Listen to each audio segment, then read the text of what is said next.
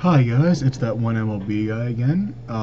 This is May 26, 2011. Here's another recap, my second episode. And gonna start off with all these injuries we're having in MLB. And it's just one after the other. It's just, first you have Jorge De La Rosa, gonna have Tommy John surgery, probably won't be back till 2012. Then you have Buster Posey, who just broke a bone. He's on the DL now, broke a bone in his ankle. And then you have people like Josh Hamilton, who is coming back. Nelson Cruz is coming back. The Rangers are going to be very happy about that. And then you have Jose Contreras, who's coming back to the Phillies. He's going to end up setting up for Ryan Madson because Ledge is obviously on the DL. That man can never obviously stay healthy. And yeah, it's just a lot of these injuries. It's kind of surprising to see a lot of them happen this early in this season, but people like Jorge De La Rosa, it's gonna, I don't want to say it's gonna ruin their career, because I mean, you have Steven Strasburg last year. He only pitched a few games, but he's young. He's going to pitch more games than, people think he's gonna say. They say, oh, he's not gonna be able to do anything. His career's over now. Well, you can't say that. You can't judge him just based on the fact that, oh, he had Tommy John surgery. He's done. No. And yeah, you just see these people and you're just like, oh wow, that really sucks. So yeah, hopefully that can change for some of these players.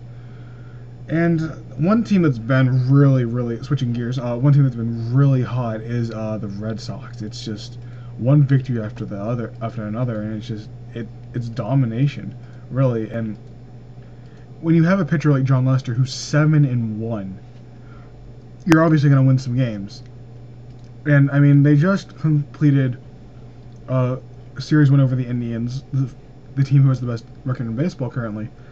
And obviously, Adrian Gonzalez, he's batting .340. He was obviously worth the money that they got him for. And Gonzalez is leading in RBIs, he's leading in runs, he's leading in OPS. And then you have John Lester, who obviously has 7 wins, 70 strikeouts, and he has a phenomenal whip below 1. And yeah, Boston, they have definitely risen to the occasion past the other teams in the East, and they're behind the Yankees still, but only half a game. So I definitely think the Red Sox, are definitely stepping it up. They're silencing their critics, thinking, well, if we do this, we're gonna win this game. We're gonna shut up those critics in New York or wherever. And the Phillies game, yeah. That game against the Reds went 19 innings. Now, for those of you who stayed up to watch it, it started at 7 and didn't end until a little bit after 1. The funniest thing about that game is the fact that Wilson Valdez got the win.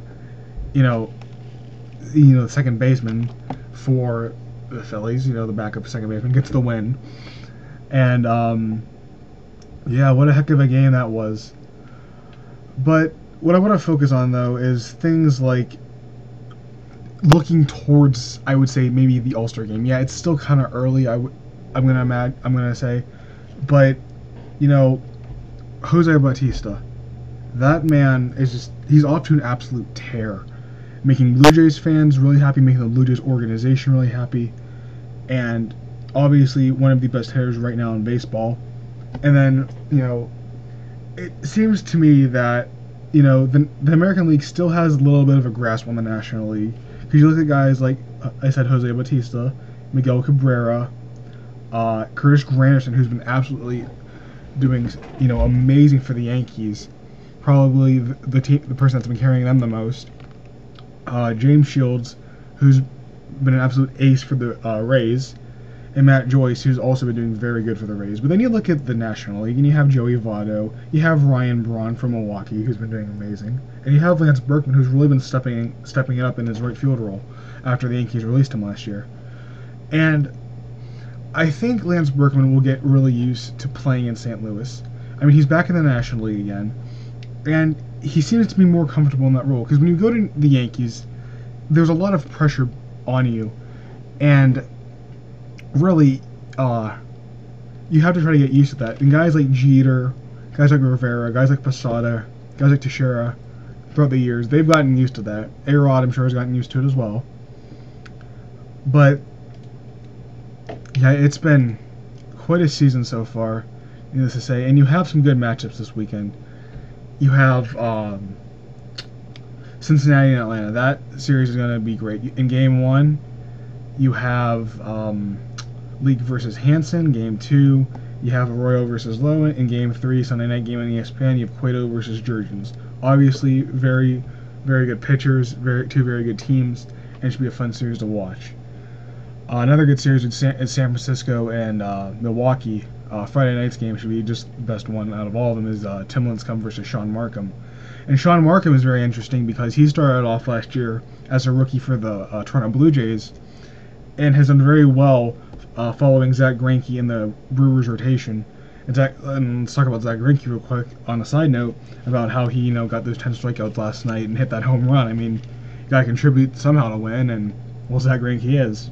It's been really interesting so far this season, and hopefully the injuries don't continue for some players, and hopefully your team, whichever team that may be, does well. And I'll see you guys next, hopefully Thursday, if I can record this next Thursday. And that is it for this week. See you guys later.